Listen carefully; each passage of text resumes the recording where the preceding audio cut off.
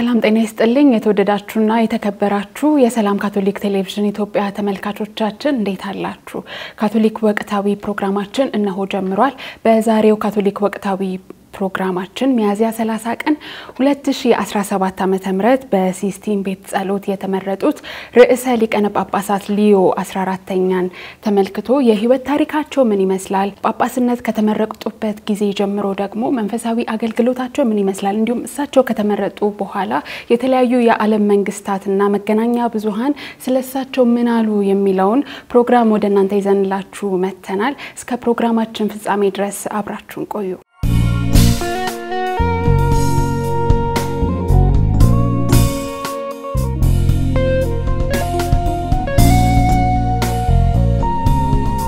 ሚያዝያ 30 ቀን 2017 ዓ.ም ካቶሊካዊት ቤተክርስቲያን እንዲሁም መላው የካቶሊክ አማኞች በታላቅ ጉጉት 267ኛው የካቶሊክ ቤተክርስቲያን መሪ ማን ይሆናል በሚል ጉጉት በመጠበቅ ላይ ነበርን ሁላችንምና ይሄንን ፕሮግራም ተከትሎ እንግዲህ ርዕሰ ሊቃነ ጳጳሳት ሊዮ 14ኛ የሁላችንም የካቶሊካዊት ቤተክርስቲያን መሪ ሆኖ ተመርጧልና ታላቅ መንፈሳዊ ድምቀት ነበር። በርካታ ክርስቲያናት ተገኝተዋልና እንግዲህ የህይወት ታሪካቸው ምን ይመስላል ከሚለው እንጀምር። ወደ አንተ ልምጣ። እጅህ ከምን? እሺ እንግዲህ እንዳልሽው ከአዲስ የካቶሊክ ቤተክርስቲያን 267ኛ ርዕሰ ሊቃነ ጳጳሳት ማግኘቷን ተከትሎ በዓለም አቀፍ ደረጃ በርካታ መረጃዎች ሲናፈሱ ነበር። እኔ እንግዲህ በዛሬው የካቶሊክ ወቅታዊ ፕሮግራማችን በተለይ ከቅዱስነታቸው የህይወት ጉዞ ጋር በተገናኘ ዓለም አቀፍ ሚዲያዎች ምናሉ መንፈሳዊ ሚዲያዎችስ ምን አሉ በሚለው ጉዳይ ላይ ነው አንዳንድ መረጃዎችን የማጋራው ማለት ነው። መልካም ዮብ እንግዲህ ያብስራ ዮብም እንደተጠቀሳችሁት እንግዲህ በዛሬ በካቶሊክ ወቅታዊ ዝግጅታችን ስለ አዲሱ ርዕሰ ሊቃነ ጳጳስ ሊዮ 14ኛ ነው የምንነጋገረው። በተለይም ደግሞ እኔ ያስኩት ርዕሰ ጉዳይ ርዕሰ ሊቃነ ጳጳሳት ሊዮ 14ኛ ከሰላም ጋር በተያያዘ ንግግር አድርገዋል። እንግዲህ ቀደም ሲል እንደተጠቀስነው በዚህ ዙሪያ ነው ቆይታ የምናደርገው። 267ኛው ርዕሰ ሊቃነ ጳጳሳት ሊዮ 14ኛ ስለ ሰላም ምን አሉ፣ በቀጣይ የሚሰሯቸው ስራዎች ላይ ምን አይነት ንግግር አደረጉ የሚለውን በኋላ ላይ ወደ ተመልካቾች ይዤ በመለስ ይሆናል። መልካም እንግዲህ በእኔ በኩል ርዕሰ ሊቃነ ጳጳሳት ሊዮ 14ኛ መመረጣቸውን ተከትሎ በርካታ መንግስታት ደስታቸውን በመግለጽ ላይ ይገኙ ነበር ባሳለፍነው ሳምንትና የዓለም መንግስታት ምን አሉ? በተለይም ደግሞ የሩሲያው ፕሬዝዳንት ቭላዲሚር ፑቲን፣ የአሜሪካው ፕሬዝዳንት ዶናልድ ትራምፕ እንዲሁም የዩክሬኑ ፕሬዝዳንት ዜሌንስኪ ምን ተሰማቸው የሚለውን ወደ እናንተ ምናደርስ ይሆናል ማለት ነው። እስኪ ከህይወት ታሪካቸውን ጀምርና ዮብ አንተ ጋር የህይወት ታሪካቸው ምን ይመስላል የሚለውን እናስቃኛቸው። እሺ እንግዲህ በጣም አመሰግናለሁ። እንግዲህ ቀደም እንዳልኩት በቅዱስነታቸው ህይወት ጉዞ ላይ በተመለከተ ነው ዛሬ መረጃዎችን ይዤ የመጣሁት። እስቲ በመጀመሪያ ግን ከመንፈሳዊ ሚዲያ ወይም ከካቶሊኩ የቫቲካን ሚዲያ ምን በህይወታቸው ዙሪያ ምን ጉዳይ መረጃዎችን ለአድማጭ ለተከታዮቹ አቀረበ ከሚለው እንጀምራለን። እንግዲህ ርዕሰ ሊቃነ ጳጳሳት ሊዮ 14ኛ ሙሉ ስማቸው ሮበርት ፍራንሲስ ፕሬቮስት ይሰኛል። የተወለዱትም በአሜሪካ ቺካጎ ግዛት በመተገኘው ኢሊኖስ ከተማ ነው። እንግዲህ በተወለዱ በ22 ዓመታቸው ነው የመጀመሪያ ዲግሪያቸውን በሂሳብ ትምህርት የወሰዱት። በጎን ለጎንም ፍልስፍና አጥንተዋል። በህፃንነታቸው ጊዜ በጣም ቤተክርስቲያን ይወዱ ነበር።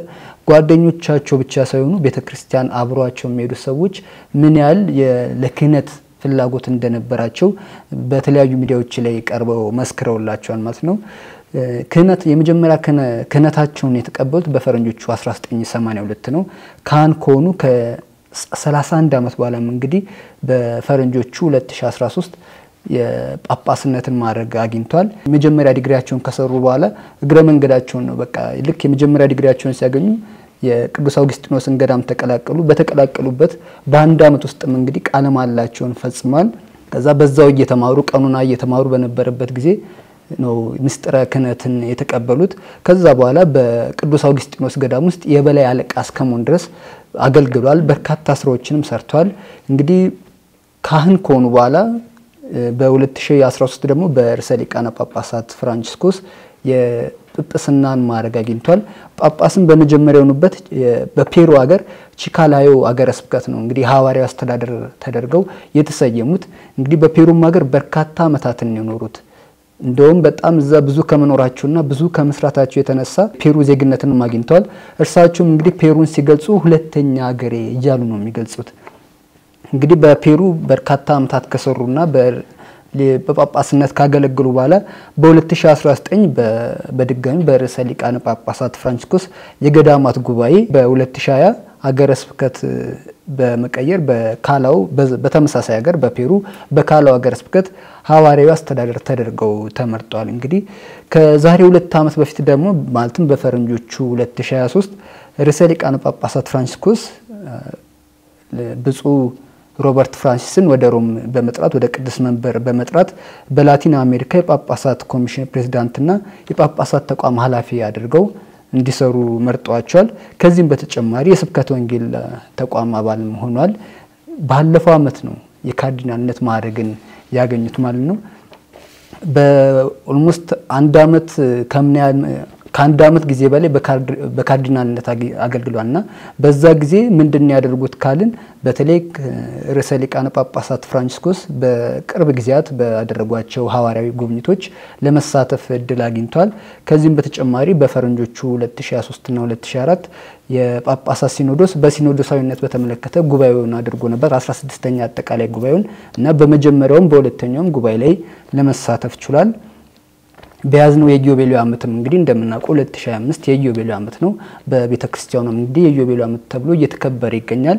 እንግዲህ በኢዮቤልዩ ዓመት ውስጥ ደግሞ ሁለተኛው ትልቁ ኢዮቤልዩ የሚባለው የታጠቁ ኃይሎች ኢዮቤልዩ የተከበረበት ጊዜ ነበርና ካርዲናል ሮበርት ፍራንሲስ በዚህ ጊዜ መስዋዕተ ቅዳሴ ያሳረጉትም እርሳቸው ናቸው። እንደምናውቀው ደግሞ በቅርብ ጊዜ ከዚህ ዓለም ድካም ያረፉት ርዕሰ ሊቃነ ጳጳሳት ፍራንቺስኮስ በጄሚኒ ሆስፒታል ወደ 1 ወር ለሚጠጋ ጊዜ ሕክምና ሲከታተሉ ነበር። በዛ ጊዜ እንግዲህ ለእርሳቸው በየቦታው ጸሎት ሲደረግ ነበር።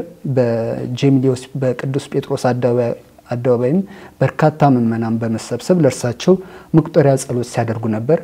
ካርዲናል ሮበርት ፍራንሲስም እንግዲህ ይህን የመቁጠሪያ ጸሎት ከመሩት መካከል አንደኛው ናቸው። ከዚህ በኋላ እንደምናውቀው ቅዱስነታቸው ከዚህ ዓለም ድካም አረፉ። ከዛ በኋላም እንግዲህ 133 ካርዲናሎች በሲስቲን ቤተ ጸሎት በመሰብሰብ የቀጣዩን ርዕሰ ሊቃነ ጳጳሳት ምርጫ ስነ ስርዓት ጀምሯል። እንደምናውቀው ካርዲናል ሮበርት ፍራንሲስ በዚህ የሁለት ቀናቱ ምርጫ ሚያዝያ 30 2025 ላይ የካቶሊክ ቤተክርስቲያን 267ኛው ርዕሰ ሊቃነ ጳጳሳት ሆነው ተመርጠዋል። እንግዲህ ቫቲካን ሚዲያ ላይ የምናገኛቸው መረጃዎች ይሄን መስሉ ነበር። እንግዲህ ዓለማዊ ሚዲያዎችን በኋላ ላይ ይመለሳሉ። መልካም እንግዲህ በኮንክሌቭ ሂደቱ ላይ ታላቅ መንፈሳዊ ድምቀት ነበር። የኢትዮጵያ ጳጳስ ብፁዕ ካርዲናል አቡነ ብርሃነ ኢየሱስ ሊቀ ጳጳሳት ዘካቶሊካውያንን ጨምሮ 133 የሚሆኑ ጳጳሳት በዚህ የምርጫ ሂደት ላይ ተሳትፎ ነበርና ጳጳሳቱ ብቻ ሳይሆን መላው የካቶሊክ ሕዝብ ይህንን ምርጫ በታላቅ ጉጉት ሲጠብቅ የነበረ ሂደት ነበርና ርዕሰ ሊቃነ ጳጳሳት ሊዮ 14ኛ የ69 ዓመት የእድሜ ባለጸጋ ናቸው። እንዲሁም ደግሞ የቴብል ቴኒስ አድናቂ የነበሩ ጳጳስ ናቸውና ኢዮብ ስለሰጠን ማብራሪያ እጅግ አድርገን እናመሰግናለን። ቤቲ ወደ አንቺ ልምጣ።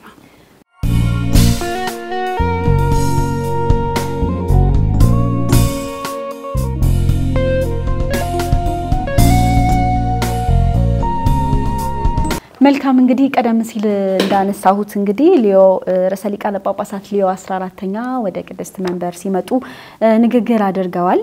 እንግዲህ በመንፈስ ቅዱስ ፍቃድ አዲስ ርዕሰ ሊቃነ ጳጳሳት ለካቶሊካዊት ቤተክርስቲያን ሲሰየም እንዳላችሁት እንግዲህ መላው ካቶሊካውያን በመላው ዓለም የሚገኙ 1.4 ቢሊዮን ካቶሊካውያን በተለያየ መንገድ ደስታቸውን ሲገልጹ ተመልክተናል። እዛው በቅዱስ ጴጥሮስ አደባባይም የነበሩ በርካታ ምዕመናን ደስታቸውን እንግዲህ በምስሉ ላይ እንደምንመለከተው እየገለጹ ተመልክተናል። እንግዲህ ሊዮ 14ኛ በዚህ ዕለት በተመረጡ ዕለት ማለትም ሐሙስ ዕለት ነው። በዛን ዕለት እንግዲህ በቅዱስ ጴጥሮስ አደባባይ ቅዱስ ጴጥሮስ አደባባይ ሰገነት ላይ ተገኝተው ያደረጉት ንግግር ምንድነው የሚለውን ስንመለከት የመጀመሪያ ንግግራቸው ሰላም ከሁላችሁ ጋር ይሁን ሲሉ ነበር ንግግራቸውን የጀመሩት።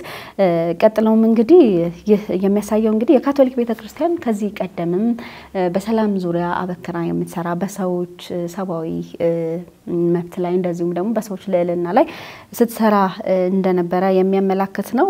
ከዛም እንግዲህ ንግግራቸውን ቀጥለው የካቶሊክ ቤተክርስቲያን የሰላም ድልድይ ትሆናለች ለዚያም ደግሞ ሰራለው ሲሉ ነው ቃል የገቡት በዚህ በመጀመሪያ ንግግራቸው ማለት ነው። ቀጥለውም እንግዲህ በዓለም ላይ በዓለም አቀፍ ደረጃ ችግር የሆኑ ነገሮችንም አንስተዋል። እምነትን የማጣት ችግር እንደሚስተዋል አንስተዋል በሰፊው የመሆኑ ደግሞ የማበረሰቡን ወደ ተስፋ የመቁረጥ ሁኔታ ውስጥ የከተተ እንደነበረም በንግግራቸው አንስተዋል። እንግዲህ ዓለም አቀፉ ማህበረሰብ በዚህ ላይ ትኩረት ማድረግ እንዳለበትም ነው ያነሱት። እንግዲህ ሰዎች እምነት እንዲያጡ ከሚያደርጉ ነገሮች ብለው ከዘረዘሯቸው ጥቂት ነገሮች መካከል ቴክኖሎጂን ላብነት አንስተዋል። ቴክኖሎጂ ላይ ጥገኝነት ወይም ደግሞ ሰዎች በቴክኖሎጂ ላይ ጥገኛ መሆናቸው ከእምነታቸው እንዲርቁ አድርጓቸዋል ሲሉ ተናግረዋል። ሰዎች በህይወታቸው ትርጉም የማጣት ሁኔታዎች ውስጥ እንዲገቡ ካደረጉ ነገሮች መካከል ደግሞ ዓለም ላይ የምንመለከተው የእርስ በርስ ግጭት ጦርነቶች በሰው ልጆች ላይ የሚደርሱ የሰው ልጅ ክብር ዝቅ የሚያደርጉ ነገሮች በየጊዜው መታየታቸው መስተዋላቸው ሰዎች ከእምነታቸው እንዲርቁ እንዳረጋቸው አንስተዋል። እንግዲህ ሁላችንም ምንታዘበው ነገር ነው። በየቀኑ ማለዳ ከእንቅልፋችን ስንነቃ ምናያቸው እጅግ አሳዛኝ የሆኑ ዜናዎችን ነው በዓለም ዙሪያ የምንመለከተው። እነዛ ነገሮች በሰዎች ላይ እምነት እንዲያጡ እንዳደረጋቸው አንስተዋል። ሌላው እንግዲህ በቤተሰብ ውስጥ ያለ በቤተሰብ ውስጥ የሚከሰቱ የቤተሰብ ውስጥ አለመግባባቶች ቀውሶችንም አንስተዋልና በእነዚህ ዙሪያ እንግዲህ ርዕሰ ሊቃነ ጳጳሳት ሊዮ 14ኛ ንግግራቸውን ሲያገባድዱ እኛ ሚስዮናውያን በዜጎች መካከል እንግዲህ ወደ እምነታቸው እንዲመለሱ ወደ እምነታቸው ተጠግተው እንዲጠነክሩ ለማድረግ ድልድይ ሆነን እንስራ ሲሉ ነው መልእክታቸውን ያስተላለፉት። እንግዲህ ቅዱስነታቸው በርከት ያሉ ንግግሮችን ነው የተናገሩት በተለይ ከሰላም ጋር በተያያዘ። ቀጥለን ስንመለከት እንግዲህ ርዕሰ ሊቃነ ጳጳሳት ሊዮ 14ኛ በመጀመሪያ ሰንበትም ንግግር አድርገዋል። ጦርነት ይብቃ የሚል መልእክት ነው እንግዲህ በ10 ሺዎች የሚቆጠሩ በቅዱስ ጴጥሮስ አደባባይ የተገኙ ምእመናን ባሉበት መልእክታቸውን ያስተላለፉት። ከዚህ ጋር ተያይዞ እንግዲህ አሁን ላይ ዓለም ላይ ሶስተኛው የዓለም ጦርነት በሚመስል ሁኔታ ውስጥ ዓለም እንደምትገኝም አንስተዋል። በየቦታው የምናያቸው ጦርነቶች ዓለም ሶስተኛው የዓለም ጦርነት ውስጥ እንዳለች ማሳያ እንደሆነም ነው የተናገሩት። በንግግራቸው እንግዲህ ትክክለኛና ዘላቂ ሰላምን በዩክሬን ለማምጣትም መሰራት እንዳለበት መልእክት አስተላልፈዋል። በዚህ ጦርነት ምክንያት ደግሞ ለሚሰቃዩ ሁሉ ያላቸውን አዘኔታም ነው የተናገሩት ርዕሰ ሊቃነ ጳጳሳት ሊዮ 14ኛ። በጋዛም እናቃለን ጦርነት ነው ያለው። በዛም እንግዲህ አስቸኳይ የሆነ የተኩስ አቁም ስምምነት እንዲደረግ ዜጎች ወደ ሰላም እንዲመጡም ጥሪያቸውን አቅርበዋል። እስራኤላውያን ታጋቾችም እንዲለቀቁ እንደዚሁ ጥሪያቸውን አስተላልፈዋል። ከሰሞኑ ደግሞ ተቀስቅሶ የነበረውን የህንድና ፓኪስታን ጦርነትም ጠቅሰውታልና ይህ ጦርነት እንግዲህ በሁለቱ ሀገራት ስምምነት የተኩስ አቁም ተደርጓል። ይህ የተኩስ አቁም ስምምነት ደግሞ ዘላቂ ሆኖ በሀገራቱ መካከል ዘላቂ ሰላም እንዲሰፍንም ያላቸውን ተስፋ ነው የገለጹት ርዕሰ ሊቃነ ጳጳሳቱ። እንግዲህ ርዕሰ ሊቃነ ጳጳሳት ሊዮ 14ኛ እግዚአብሔር ለምድር ሁሉ ሰላምን እንዲሰጥ እንደሚጸልዩም ነው ቃል የገቡት። ለዓለም መሪዎችን በሙሉ ዳግመኛ ወደ ጦርነት እንዳይገቡ ጠይቃቸዋለሁ፣ ለምናቸዋለሁ፣ ማጸናቸዋለሁ ሲሉም ተናግረዋል። ሁላችንም የሰው ልጆች ሰባዊነት እንዲሰማን ጥሪ ያቀርባል። ሰባዊነት ክርስቶስ ጋር ለመድረስም ድልድይ እንደሆነ ተናግረዋል። እግዚአብሔር ጋር ለመድረስ እንግዲህ ሰባዊነትን እንደ ድልድይ እንጠቀምም ሲሉ ነው ጥሪ ያቀረቡት።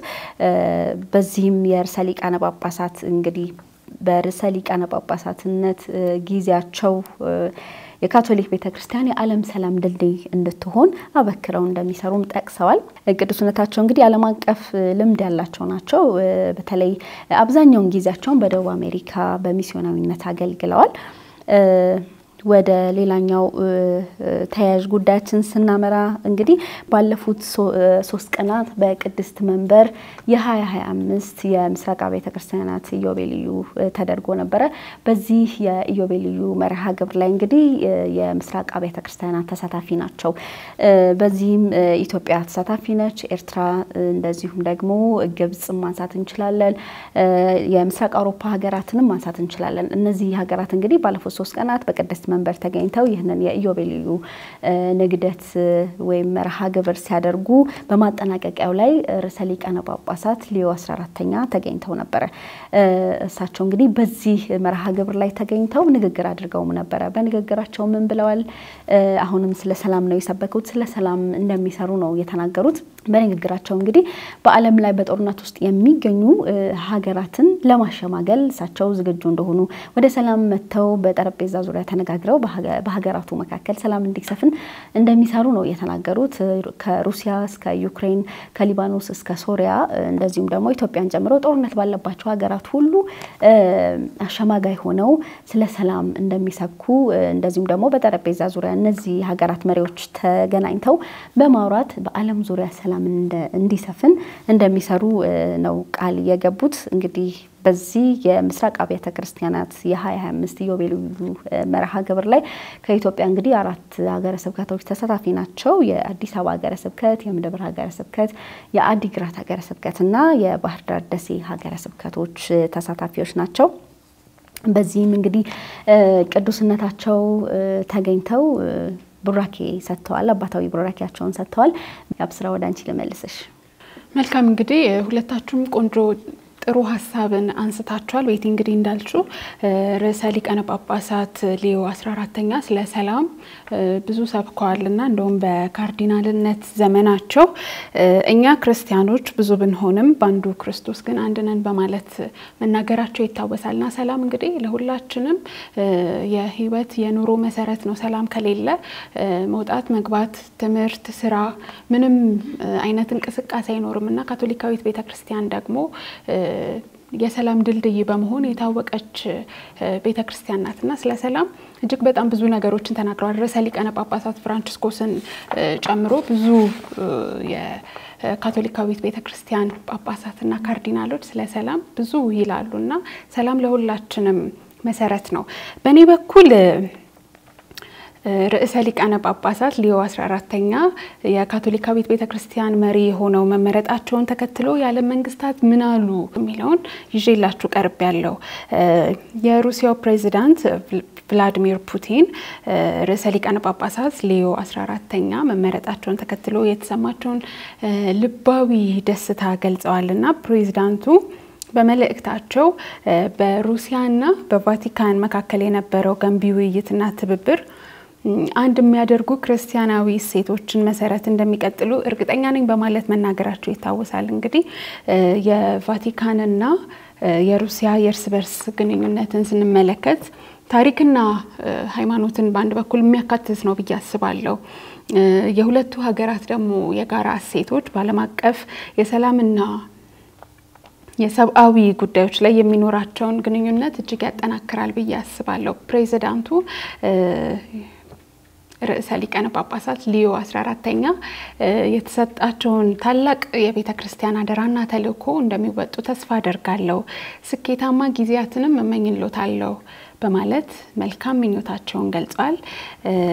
የአሜሪካው ፕሬዝዳንት ደግሞ ዶናልድ ትራምፕ በበኩላቸው እንዲሁ የተሰማቸውን ልባዊ ደስታ በመግለጽ ርዕሰ ሊቃነ ጳጳሳት ሊዮ 14ኛ የመጀመሪያው አሜሪካዊ ርዕሰ ሊቃነ ጳጳሳት ተወላጅ በመሆናቸው እንዲሁም የተሰማቸውን ልባዊ ደስታ ገልጸዋል። እሳቸው እንግዲህ በመልእክታቸው ርዕሰ ሊቃነ ጳጳሳት ሊዮ 14ኛን የማገኝበትን ጊዜ በጉጉት ተጠብቃለሁ፣ እርሳቸውን የማገኝበት ጊዜ ደግሞ በጣም ትርጉም ያለው ነው በማለት ተናግሯል። እንግዲህ የተለያዩ ማህበራዊ ድረገጾችን ስንመለከት ደግሞ እንግዲህ ርዕሰ ሊቃነ ጳጳሳት ሊዮ 14ኛ የቺካጎ አሜሪካ ተወላጅ ናቸውና ብዙ አይነት የተሳሳቱ ነገሮች ሲንጸባረቁ አስተውለናል። በተለይም ደግሞ አርቲፊሻል ኢንተለጀንስ ወይም ሰው ሰራሽ አስተውሎትን ስናይ ዶናልድ ትራምፕ የጳጳስ ልብስ በመልበስ ብዙ የሶሻል ሚዲያን ተጽዕኖ የተመለከትንበት ነውና ብዙ የተሳሳተ እይታን የሚያየንበት የቃኘንበት ሁኔታ ነውና ይሄ እንግዲህ የመንፈስ ቅዱስ ስራ ነው። እንግዲህ የካቶሊካዊት ቤተክርስቲያን መሪም ሆኖ መመረጥ የመንፈስ ቅዱስ ስራ እንጂ የዘር የሃይማኖት ወይም ደግሞ የትውልድ ሐረግ እንዳልሆነ ከዚህ ቀደም በአነሳናቸው ርዕሰ ጉዳዮች ላይም ተናግረናል። በቀጣይ ወደ ዩክሬን ልውሰዳችሁና የዩክሬኑ ፕሬዝዳንት ዜሌንስኪ ርዕሰ ሊቃነ ጳጳሳት ሊዮ 14ኛን ወደ ዩክሬንን እንዲጎበኙ ጥሪያቸውን አቅርበዋል፣ ጋብዘዋቸዋልና ርዕሰ ሊቃነ ጳጳሳት ሊዮ 14ኛም ለዩክሬን ያላቸውን ጥልቅ ሐሳቢነት ገልጸው በሀገራቸው ደግሞ ሰላም እንዲሰፍን ገልጸዋል ማለት ነው። በእኔ በኩል የነበረው ሁኔታ ይሄንን ይመስል ነበር። ቀረ የምትሉት የምትጨምሩት ሐሳብ ካላችሁ? መልካም እንግዲህ ወደ ኢዮብ እናምራና ምናልባት ከቅዱስነታቸው የግል ህይወት ጋር ተያይዞ ጥቂት ነገሮችን ቀደም ብለን ለተመልካቾች አድርሰናል። ኢዮብ ጋር የቀረ ያለ ይመስለኛል። እስቲ ወደ ተመልካቾች ብታደርስ።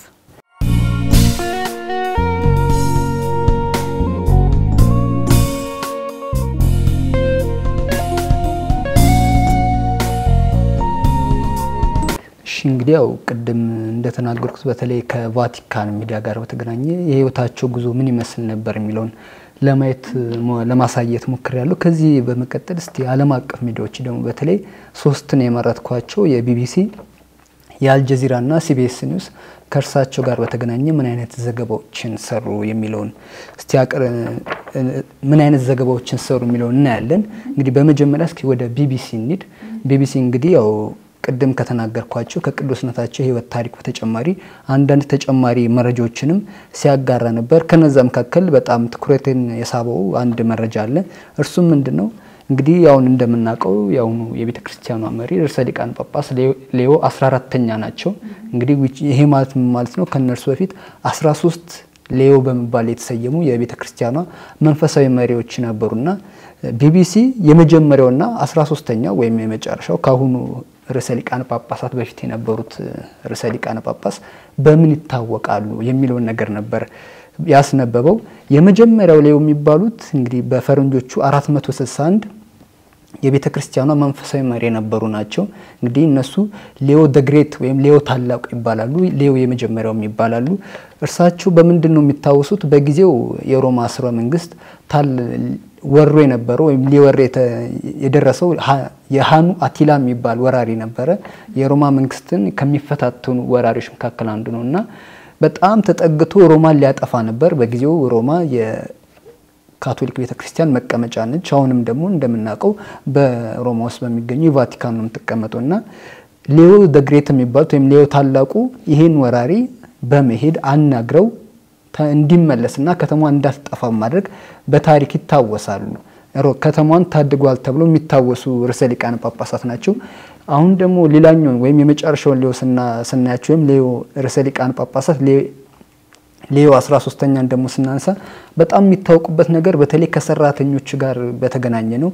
እንደምናውቀው እንግዲህ በቅርቡ የዓለም ሰራተኞች ቀን ተከብሯል።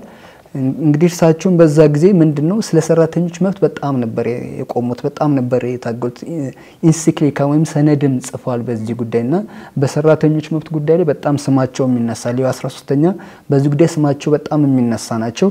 ከዚህ ጋር በተገናኘ ምናልባት ሲቢኤስ ኒውስ ሌላኛው ዓለም አቀፍ ሚዲያ ሲቢኤስ ኒውስ መውሰድ እንችላለን። ሲቢኤስ ኒውስ እንግዲህ ከቅዱስ ጳውሎስ እህቶች ገዳም አባል ከነበሩት ከሲስተር ሮዝ ፓካቲ ጋር ቆይታ አድርገው ነበር። እንግዲህ ቆይታ ያደረጉት ከአዲሱን ርዕሰ ሊቃነ ጳጳሳት ከማግኘታችን በፊት ነበርና በጥያቄው ማለት ጋዜጠኛው ምን ብላ ትጠይቃለች? እስቲ ቀጣዩ ማን ይሆናል ብለው ያስባሉ። ሲስተር ሮዝ ፓካቲን ይጠይቃሉ። ሲስተር ሮዝ ፓካቲ እንግዲህ ምናምን ካርዲናል ሮበርት ፍራንሲስ ይሆናል ብለው እንግዲህ በጊዜው ተናግሮ ነበር።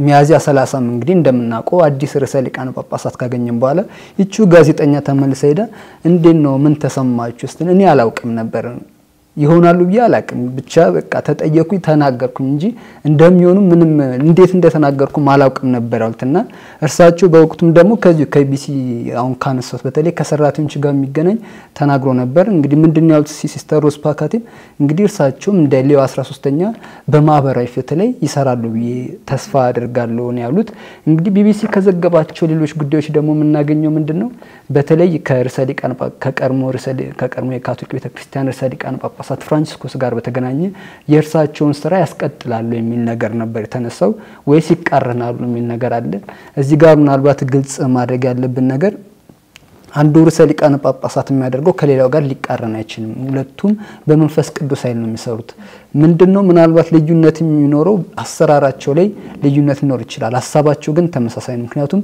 ይሄ መንፈስ ቅዱስ ስራ ነው የአንድ ሰው ስራ ብቻ አይደለም እዛ ጋር መሪው መንፈሳዊ መሪ የምናገኘው በሰው ምርጫ ሳይሆን እንግዲህ ከዚህ በፊትም ፕሮግራማችን ላይ ብሎ ተናግረናል በመንፈስ ቅዱስ ማይል ነው ስለዚህ ይሄ መንፈስ ቅዱስ ደግሞ በሚያገለግሉበት ዘመን ሁሉ አብሯቸው ይኖራል ስለዚህ አንዱ ርሰሊቃን ጳጳሳት የሚሰራው ከሌላው ጋር ሊጣረስ ወይም ሊቃረን የሚችልበት ሁኔታ የለም ከዚህ ጋር በተገናኘ ራሳቸው ካርዲናል በነበሩበት ጊዜ በፈረንጆቹ 2004 2005 ካርዲናል በነበሩበት ጊዜ እንግዲህ ቅዱስነታቸው በርካታ ለውጦችን በቤተክርስቲያን ውስጥ አምጥተዋል እና ከዚህ ጋር በተገናኘ የሰጡት ሐሳብ ምንድን ነበር ብፁዓን ጳጳሳት ወይ እነዚህ የሚነገሩ የሚተላለፉ አዋጆችን እንዳላችሁበት ባህልና አካባቢ ሁኔታ ለመተርጎም ሞክሩ ነው እንጂ ያሉት አልተቃረኑም ነበር እንግዲህ አሁን ርሰሊቃነ ጳጳሳት ከሆኑ በኋላ እነዚህን የርሰሊቃነ ጳጳሳት ፍራንሲስኮስን ስራዎች በራሳቸው መንገድ እንግዲህ በራሳቸው አሰራር የራሳቸውን በመጨመር ያስቀጥላሉ ብለን ተስፋ እናደርጋለን ሌላ ዓለም አቀፍ ሚዲያ ደግሞ የምናገኘው እንግዲህ አልጀዚራ ነው አልጀዚራ ጋር ከምናገኛቸው ዘገባዎች መካከል ምናልባት ቀደምም ያነሳሽ ጉዳይ አለ የካቶሊክ ርሰሊቃነ ጳጳሳት በዘር በሌላ ጉዳይ በፖለቲካ ጉዳይ አይደለም የሚመረጠው እና አልጀዚራ ላይ የምናገኘው አንድ ለየት ያለ ዘገባ ምንድነው በተለይ ሪፐብሊካን ናቸው የሚል ነገር ተነስቶ ነበር እንግዲህ አንቺ ቀደም ተናግረሽ ነበር በተለይ የአሜሪካው ያሁኑ ፕሬዝዳንት ዶናልድ ትራምፕ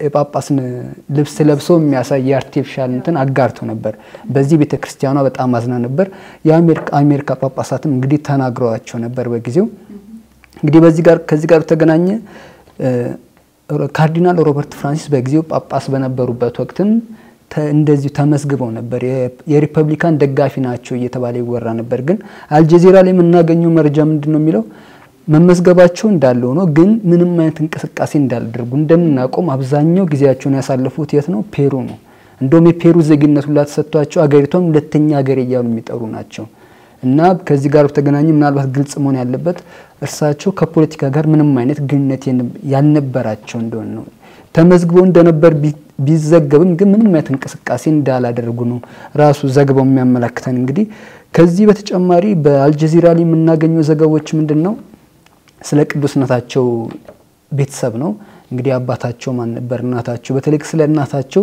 ከፍልሰቷ ማርያም ጋር በጣም ቅርብ ግንኙነት እንደነበራቸው ተዘግቧል ከዚህም በተጨማሪ እነሱ ከልጅነታቸው ጀምሮ እንዴት ወደ መንፈሳዊ ህይወት ይሳቡ ነበር የሚለው ነገር የአልጀዚራ ዘገባ ላይ እናገኛለን ያው ሁሉንም ሚዲያዎች እንግዲህ ጠቅሰን መናገር አንችልም በጣም ብዙ ሚዲያዎች በጣም ብዙ ነገር ተናግሯል እኛ በዋናነት ምን ተባሉ የሚሉትን ያነሳ ነው ግን እዚህ ጋር ምናልባት ግልጽ ማድረግ ያለብን አሁንም ባለፈውም በነበረው ፕሮግራማችን ተናግረናል እንደዚህ ካቶሊካን የሚመለከት መረጃዎች ሲፈልጉ ከዓለም ሚዲያዎች በተሻለ መንፈሳዊ ሚዲያዎችን መጠየቁ የተሻለ ነው መንፈሳዊ ሚዲያዎችን ማየቱ የተሻለ ነው ምክንያቱም ስለ ካቶሊክ እንግዲህ ባለፈው ብለናል ስለ ከካቶሊክ በተሻለ ማንም ሊናገር አይችልምና እንግዲህ ይሄ መስላል ለዛሬ ያስኳቸው መረጃዎች መልካም እንግዲህ ማህበራዊ ሚዲያን ተመልክቶ የተለያዩ ማህበራዊ ሚዲያዎች ስለ ካቶሊካዊት ቤተክርስቲያን ስለ ርሰሊቃነ ጳጳሳት ፍራንሲስኮስ ስለ ርሰሊቃነ ጳጳሳት ሊዮ 14ኛ ብዙ የራሳቸውን ሐሳብ ያንጸባረቁበት ሁኔታ ይታያል አብዛኞቹ የተሳሳቱ ነበሩ ከመሳሳትም በላይ ደግሞ ከእውነት የራቁ ካቶሊካዊት ቤተክርስቲያንን አስተምህሮ የካቶሊካዊት ቤተክርስቲያንን አቋም የማይወክሉ ነበሩና ውድ ተመልካቾቻችን ይሄ እንግዲህ ከካቶሊካዊት ቤተክርስቲያን ማህበራዊ አስተምሮ ውጪ በመሆኑ የሚለቀቁ በማህበራዊ ሚዲያዎች የሚለቀቁ ሐሰተኛ ነገሮች እንድትታቀቡ አደራ ለማለት በዚህ አጋጣሚ እንወዳለን።